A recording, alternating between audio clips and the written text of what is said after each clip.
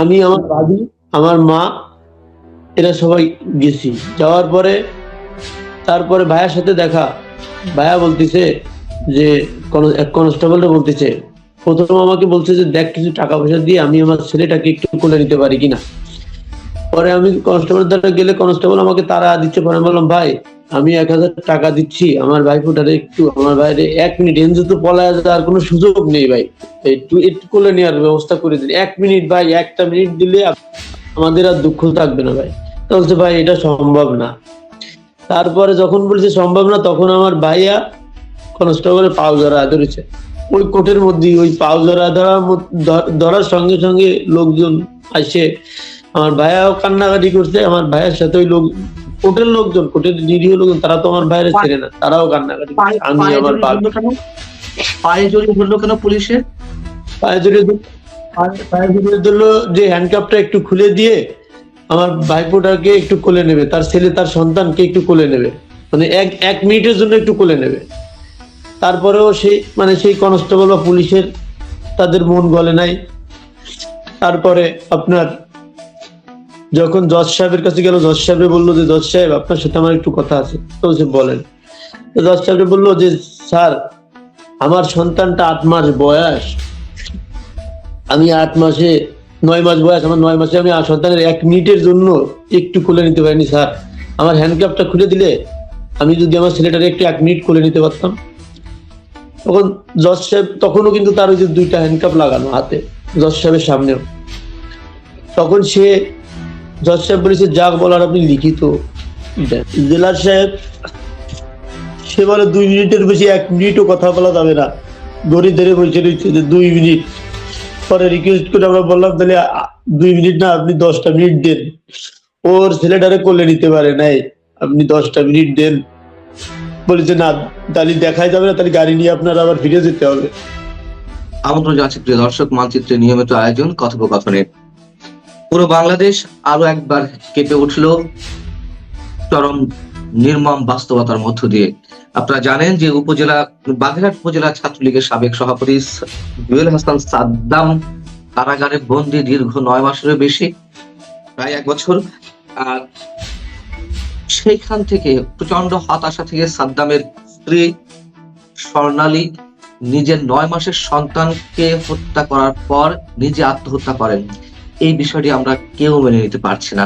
আসলে হতাশা কি শুধু এই কারণেই ছিল, নাকি এর পেছনে অন্য আরো অনেক কারণ রয়েছে? কি অবস্থায় রয়েছে এই মুহূর্তে সাদ্দামের পরিবার? এইসব বিষয় নিয়ে আমরা কথা বলবো। এই বিষয়ে কথা বলার জন্য আমাদের সঙ্গে যুক্ত রয়েছেন জুয়েল হাসান সাদ্দামের ভাই শহীদুল ইসলাম। শহীদুল ইসলাম, আমি একটু আপনার সঙ্গে জানতে চাই আপনার কাছ থেকে যে সাদ্দামের সহধর্মিণী স্বর্ণালী নিজের সন্তান হত্যা করার পর নিজে আত্মহত্যা করলেন, এই যে প্রচন্ড এক ধরনের হতাশা, এই যে অভিমান, এর মূল কারণটি কি আপনি একটু বলবেন আমাদেরকে? মানে সাদ্দাম কবে আটক হলেন এবং কতদিন কারাগারে রয়েছেন, এবং আর কি কারণ রয়েছে? সাদ্দাম এপ্রিল মাসের 4 তারিখে আপনার অ্যারেস্ট হয়েছে। তাকে 6 তারিখে সোনারগাঁয়ে দেখানো হয়েছে। বাগেরহাটে অনেক মব সৃষ্টি করার জন্য অনেক চেষ্টা করছে। কোর্টে মব সৃষ্টি করার জন্য জামাত বিএনপির লোক অনেক জড়ো হয়েছিল। হওয়ার পরে আপনার তারপরে বাগেরহাটের প্রশাসন তাকে সোনারিশ না দেখে জেল গেটে নিয়ে গেছে। নেওয়ার পরে জেল গেটে থাকা অবস্থায় তাকে পরের দিন আবার সোনারিশ দেখাইছে। দেখানোর পরে তাকে নিয়ে যাওয়ার পরে প্রথম দিন তাকে 7 দিনের রিমান্ড চাইছে একটা মামলায়। তারপরে সেখানে 2 দিনের রিমান্ড মঞ্জুর হয়েছে। 2 দিনের রিমান্ড মঞ্জুর হওয়ার পরে তারপরে তাকে রিমান্ডে ডান্ডাবেড়ি পড়ায় একটা ছেলে তাকে রাখছে কোনো বিছানা ছাড়া। তার ডান্ডাবেড়ি পরানোর কারণে তার যে গ্রিপ, মানে আপনার গ্রিপ পায়ে পড়ে তার ডান্ডাবেড়ি, অল টাইম ডান্ডাবেড়ি, সেলের ভিতরেও তাকে ডান্ডাবেড়ি পরায় রাখছে। সেলের মধ্যেও তাকে ডান্ডাবেড়ি পরায় রাখছে। রাখার পরে তাকে তার যে সুযোগ সুবিধা কোনোটাই, জেল গেটের কোনো সুযোগ সুবিধা আমরা ভোগ করতে পারিনি। আমরা যখনই গেছি জেলার জেল পুলিশের মাধ্যমে আমাদের সাথে বিভিন্ন ধরনের আচার আচরণ, আমাদের মানসিক টর্চারিং অনেক করছে।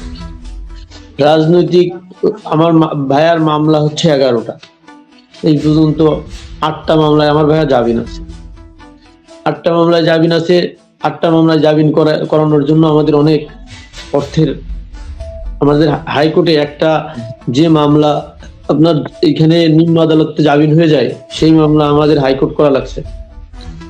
হাইকোর্টেও জামিন দেয় নাই। হাইকোর্টেও জামিন অনেক সময় যে মামলা হাইকোর্টে মানে জজ কোর্ট নিম্ন আদালতে জামিন দিয়ে দেবে, সেই মামলা আমাদের হাইকোর্টে 3-4 বার ফেরত দেওয়ার পরে 2-3 মাস পরে জামিন দিচ্ছে। এইভাবে টর্চারিং করে ভাইয়ার যখন ছেলে হলো, ভাবি বাচ্চা এরা যখন যায় বিভিন্ন প্রকার হেমারি, আর ভাবি আমাদের 5 তারিখের ঘটনা, আমাদের বাড়ি ঘর কিছুই, আমাদের ঘের গরু এগুলো সব লুট করে নিয়ে গেছে 2024 5 আগস্টের পরে। জি 5 তারিখে আমাদের ভাইয়াকে এখন জেল থেকে নিয়ে আসে। যখন নিয়ে আসে কোর্টে, মানুষ কোর্টে আসলেও তো পরিবার একটু যায়, একটু দেখা করে কথা বলতে পারে রানিং এ, তারপরও পুলিশ আমাদের ভাইয়ার কাছে যাইতে দেয় না। ভাইয়ের সাথে কোনো সময় কথা বলতে পারিনি। আমার মা কান্নাকাটি করে অসুস্থ হতে হতে আমার আম্মার একটা মেজর অপারেশন করা হয়েছে। সেই অপারেশনের পেপার দিছি, তারপরেও তারা আমার মা তো মানে বাগেরহাট থাকলে আমার মা দেখা করতে পারত, কিন্তু বাগেরহাটের মামলা থাকার কথা বাগেরহাটে, কিন্তু এই জেলার সাহেব এবং এসপি সাহেব দুজনে যোগ সজোগ করে কাদের প্ররোচনায় আমার ভাইকে আপনার যশোর জেলে ট্রান্সফার করে দিছে। এখন যশোর জেলে ট্রান্সফার করে দিলে আমাদের ওইখানে আমার আম্মা মুরব্বী মানুষ, আমার অপারেশন হয়েছে, জেলার সাহেবকে আমরা একটা পিটিশনও দিছি কোর্টে যে আমার আম্মা অসুস্থ, আমার আম্মার এই অপারেশন হয়েছে, আপনারা আমার ভাইকে না ছাড়েন, কিন্তু আমার ভাইকে একটু বাগেরহাট জেলে একটু রাখেন। ভাইয়া জামিন পাইলো। আমার ভাইয়া এই পর্যন্ত 4 বার জামিন পাইছে। 4 বার ভাবিকে ফোন দিছে যে সোনালী তুমি রেডি হও, আমি শহীদকে বলে দিছি, শহীদ গাড়ি ঠিক করে দেবে, তুমি বাচ্চারে নিয়ে চলে আসবে, আমি জেল থেকে বেরোয় আগে আমার বাচ্চারে কোলে নেব। আমি আমার বাবাকে আমি বলেছি, আমি ভাবিকে বলার পরে ভাবি যখন বেরোতে যায় তখন নতুন একটা মামলা দেয়, যখন ঢুকতে পারে মামলা নতুন একটা দেয় আর বেরোতে পারে না, তখন ভাবি হতাশ হয়ে যায়। এই হতাশার কারণ ভাবি প্রচুর, এই সমস্ত কারণে হচ্ছে ভাবি প্রচুর হতাশ। তারপরে যখন ভাইয়াকে এটা এই লাস্টের বার ভাবি প্রচুর ভেঙে পড়ছে, ভাবি প্রচুর কান্নাকাটি করছে যে আমার স্বামীটা বেরোতে পারবে না। আর পরে ভাইয়া যখন পরের বার যখন সোনারের দেখালো, তখন হচ্ছে ভাইয়া ছিল ইন্ডিয়ার একটা মামলায়, যে চিঠিটা আপনার ভাইরাল হয়েছে। আমি ওই চিঠিটা দেখে আমি এবং আমার মেজপা আর কেউ আমরা চিঠিটা দিনি, এবং আমার ভাবি আমরা রাত্রে ঘুমাইতে পারিনি তিনজনে, যে এই চিঠিটা পড়ে যে শেষের 2টা লাইন, আমার মার দিকে খেয়াল রাখিস, আমার মার দিকে খেয়াল রাখিস, আমার সন্তানকে আমি কোলে নিতে পারিনি, আমার সন্তানকে আমি কোলে নিতে পারলাম না, এটাই হচ্ছে আমার দুঃখ। আর সেই আমার ভাই পর্যন্ত নিতে, আমার ভাই কোলে নিতে পারেনি। তারপরে আমার ভাইকে কোর্টে নিয়ে আসতে সোনারেস্টের জন্য সেই ইন্ডিয়ায় থাকা মামলায় যখন নিয়ে আসলো, আমাদের কাউকে কোনো কিছু জানায়নি।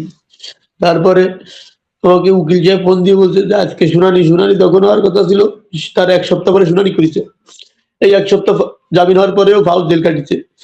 তারপরে সে নিয়ে আসছে, তারপরে আপনার সেই পাসপোর্ট জমা দেওয়ার পরে যে রায়টা ওই তৎক্ষণিকই দেওয়ার কথা, সেই রায়টা একদিন পরে যে দিছে সেই রায়টা। তারপরেও 3 দিন জেলে রাখার পরে তারপরে আমার ভাইয়াকে নতুন করে আবার নতুন একটা মামলা দিছে চিতলমারির। ভাইয়া সেই চিতলমারি আগে যখন ওই যে ইন্ডিয়ার মামলায় যখন আমার ভাইয়া আসলো হাজিরা দিতে, তখন আমি, আমার ভাবি, আমার মা, এরা সবাই গেছি। যাওয়ার পরে তারপরে ভাইয়ার সাথে দেখা, ভাইয়া বলতেছে যে এক কনস্টেবলটা বলতেছে, প্রথম আমাকে বলছে যে দেখ কিছু টাকা পয়সা দিয়ে আমি আমার ছেলেটাকে একটু কোলে নিতে পারি কিনা। পরে আমি কনস্টেবলের দ্বারা গেলে কনস্টেবল আমাকে তাড়া দিচ্ছে। পরে আমি বললাম, ভাই আমি 1000 টাকা দিচ্ছি, আমার ভাইফোঁটারে একটু, আমার ভাইরে 1 মিনিট এনজে তো পলায় যাওয়ার কোনো সুযোগ নেই ভাই। আপনিও সন্তান, আমিও পুলিশ পরিবারের সন্তান, আমার ভাইও পুলিশে চাকরি করে।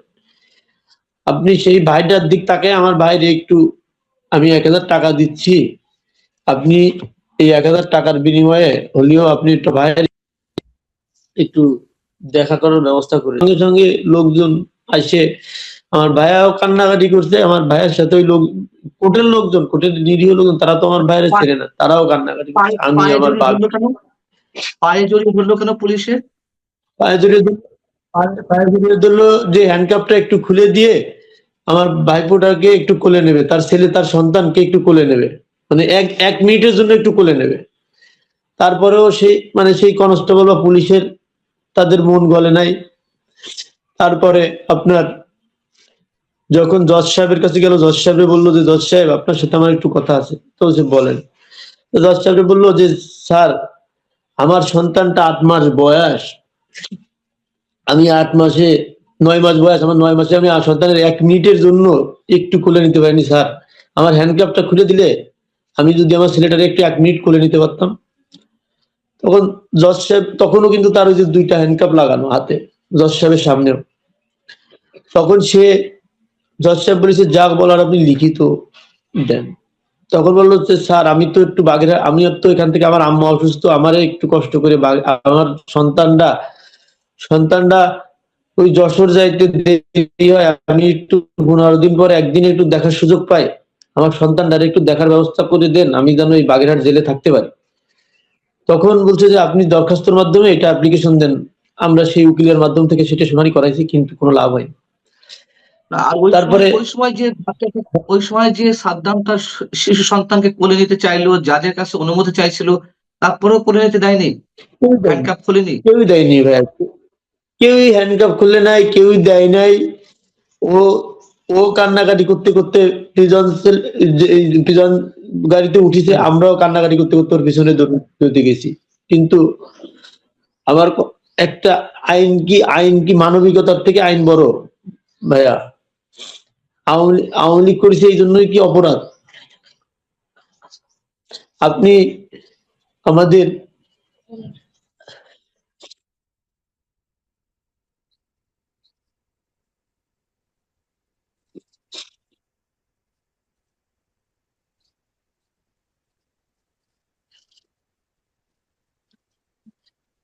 কালকে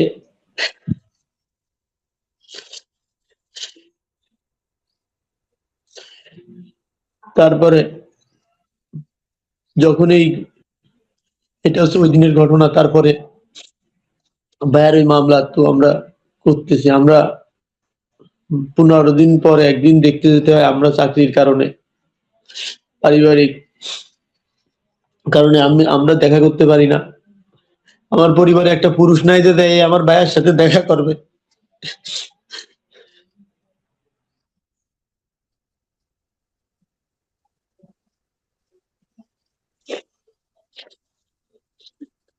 তারপরে আমার ভাবি যখন মারা গেল, তার সন্তানের জানাজাটা কিন্তু ভাই পড়তে পারে নাই। তার তো আমরা ফেরালে মুক্তির জন্য ওই সময় তৎক্ষণিক আমি আমার মামারে দিয়ে ওটা অ্যাপ্লিকেশন করেছি। আমি ঢাকায় থাকি, আমি ঢাকা থেকে রওনা দিচ্ছি। আমি বলেছি তুমি ডিসি অফিসে যাও। পরে বলে ডিসি অফিস বন্ধ। আমরা সেই বন্ধের পরে সেই ডিসি অফিস থেকে আমরা সেই ড্রাফটিং করে নিয়ে যেয়ে আমরা ডিসির বাংলোতে গেছি। আমার মামা গেছে ডিসির বাংলোতে, যাওয়ার পরে ডিসি সাহেব ডিসির বাংলোতে যাওয়ার সাথে মামা দেখা করছে। ডিসি সাহেব ফোন দিল জেলার সাহেব না এসপি সাহেব রে, এসপি সাহেব বললো যে না, এটা পেরোলে মুক্তি দেওয়া যাবে না, এটা আমাদের আইনে আসে না। তারপরে আমরা অনেক আউটা আগতি মিনতি করেছি, কিন্তু ভাই আমার ভাই তো রাজনীতির বাইরে তো সে একজন পিতা, সে একজন স্বামী, সে তার ছেলের জানাজাটা পড়াটা এইটুকু তার ছিল না। তারপরে তারা বলিতে যদি কিছু করতে হয় তাহলে আপনারা এসপি সাহেব বলিতে এবং বাগেরহাটের জেলার এবং এসপি এদের কারণেই আজ আমার ভাই এবং আমার ভাবি এবং আমার বাচ্চা, আমার ভাইয়ের বাচ্চাটা মারা গেল এদের হয়রানির কারণে। ভাই ভাই এরা এরা যা করছে, আল্লাহ এদেরও তো সন্তান আছে, এদেরও সন্তান আছে, আল্লাহ এদের সন্তানদের তুমি দেখতেছো, আল্লাহ যে যতটুকু হয়রানি করছে তাই দায়ভার তোমার কাছে দিয়ে দিলাম আল্লাহ। আমাদের যে হয়রানি, তারপরে মৃত্যুর পরেও যখন আমরা লাশ নিয়ে কালকে অনেক সাংবাদিক উপস্থিত ছিল, অনেক কান্নাকাটি, অনেক আবেগের কারণে কথা বলতে পারি না, এই কারণে আমার তো কথা বলার কোনো সুযোগ নেই ভাইয়া। আমার আমার এই ঝামেলার মধ্যে আমার ভাই জেলে থাকা অবস্থায় আমার একটা বোন, তার বোন জামাই মারা গেছে, সেই বোন জামাই জানাজাও কিন্তু যেতে পারে নাই, ওটা আমরা মানি নিয়েছি, এটা তার রক্তের কিছু না, তারপরে তাও আমরা মানি নিয়েছি, কিন্তু জানাজাটা কি পড়তে দেওয়া উচিত ছিল না ভাই? সে তো একজন পিতা, সে তো একজন স্বামী। তারপরে কালকে যখন গেছি, আমাদের 4 জনের বেশি ঢুকতে দেবে না, তারপরে আমরা অনেক রিকোয়েস্ট করে আমরা 5-7 জন ঢুকেছি। ঢোকার পরে জেলার সাহেব সে বলে 2 মিনিটের বেশি 1 মিনিটও কথা বলা যাবে না, গড়ি ধরে বসে রয়েছে যে 2 মিনিট। পরে রিকোয়েস্ট করে আমরা বললাম তাহলে 2 মিনিট না, আপনি 10টা মিনিট দেন। ওর ছেলেটারে কোলে নিতে পারে নাই, আপনি 10টা মিনিট দেন। বলেছে না, তাহলে দেখাই যাবে না, তাহলে গাড়ি নিয়ে আপনার আবার ফিরে যেতে হবে। তারপরে জেলা সাহেব থাইকে আমাদের 2 মিনিট সময় হওয়ার সঙ্গে সঙ্গে আমাদের সাথে জায়স্থানাতে ব্যবহার, তারপরে আমরা ওইটা মাইনে নিয়ে আমরা ওইখানে আরো 2-3 মিনিট ওই সিলে পল্লাপ করতে করতে কথা বলেছি। আমার ভাইটা বললো যে স্যার আর আর আর 2-3 মিনিট থাকি, আর 2 মিনিট থাকি। সে বলে না, আর 1 মিনিটও থাকা যাবে না, এখানে সিসি ক্যামেরা আছে, সরকার সব দেখতেছে। তা সরকার সব দেখতেছে, তা ওইখানে কি 10টা মিনিটের জন্য কি পুরো জেলখানা কি শেষ হয়ে যাইতো ভাই? আমার ভাই জেলখানা থেকে মাটি গোটায় দিতে ভাই তার সন্তানের জন্য। আমার ভাই আসলি বললাম, ভাই তুই ছেলেটারে একটু কোলে নে।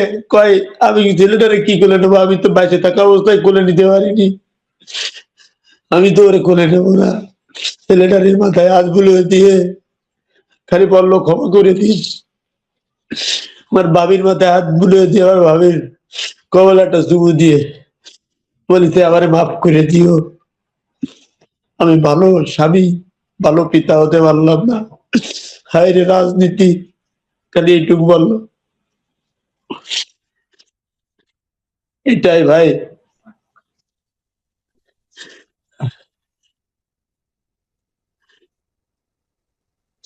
এই হত্যাকাণ্ডের জন্য শহীদুল ইসলাম, আপনি কাকে দায়ী করতে চান? আমি এই হত্যাকাণ্ডের জন্য এই রাষ্ট্রকে দায়ী করতে চাই, এবং আমি বলতে চাই এই দেশে আমাদের জন্মগ্রহণ করা হয়েছে ভুল, এই দেশে আমাদের জন্মগ্রহণ করা হয়েছে ভুল। যদি এই দেশে আওয়ামী লীগ করার কারণে যদি তার সন্তান, তার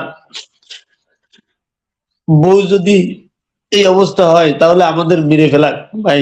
আমরা এই পৃথিবীতে বাঁচতে চাই না, আমাদের একদম নিয়ে আমাদের এই পৃথিবী ছেড়ে চলে যাওয়া ভালো ভাই, আমাদের আর বেঁচে থাকার কিছু নেই। আমার ভাই আমার কালকে বলিতে, আমি কি নিয়ে বাঁচবো, আমার তো সব শেষ, আমি কি নিয়ে বাঁচবো? এই জেলার এই এসপি এরা এত হয়রানি করিতে, যা আমার ভাইয়ের কাগজপত্র গুলো ঘাটলে আপনারা বুঝতে পারবেন যে কতটা হয়রানি এরা করিতে। এই বাগেরহাটের জেলার যে কি কত অন্যায় করিতে আমার ভাইয়ের সাথে, বাগেরহাটের জেলার যে কত অন্যায় করিতে, ওরে আল্লাহ। শহীদুল ইসলাম, আমি সবশেষে একটা প্রশ্ন করি। এই যে আপনার ভাই যে জেলে রয়েছে গত 2025 এপ্রিল থেকে, তাই তো? জি। আহ, এবং আপনাদের সর্বস্ব লুট করা হয়েছে, মানবতার জীবনযাপন করছেন এই আওয়ামী লীগ করতে গিয়ে। আওয়ামী লীগের কোন নেতা কর্মী কি আপনাদের খোঁজ খবর নিয়েছেন এই সাদ্দাম জেলে যাওয়ার পর থেকে? আমার আমার ভাই জেলে যাওয়ার পরে আমাদের সাবেক আমাদের এমপি সাহেব শেখ তন্ময় সর্বক্ষণিক আমার সাথে যোগাযোগ করছে। আমাদের সর্বক্ষণিক শেখ হেলাল চাচা তন্ময় ভাই তার ছাড়ানো এবং জামিন করানোর জন্য সর্বক্ষণিক টাকা পয়সা দিয়ে আমাদের হেল্প করেছে। তন্ময় ভাই শুধু একটা কথাই বলেছে, তন্ময় ভাই আমাকে ফোন, ভাই আমি শেখ তন্ময় কিছু করতে পারলাম না, ওর ছেলের জন্য, ওর ছেলের জানাজাটার জন্য আমি কিছু করতে পারলাম না, আমারে ক্ষমা করে দিস। হ্যাঁ, আমি রাষ্ট্র বিলাস বাগেরহাটের জেলার এবং এসপি সাহেবকে আমি দায়ী করতেছি। বাগেরহাটের জেলার প্লাস এসপি বাগেরহাটের জেলার প্রচুর পরিমাণে হয়রানি করেছে ভাইয়া।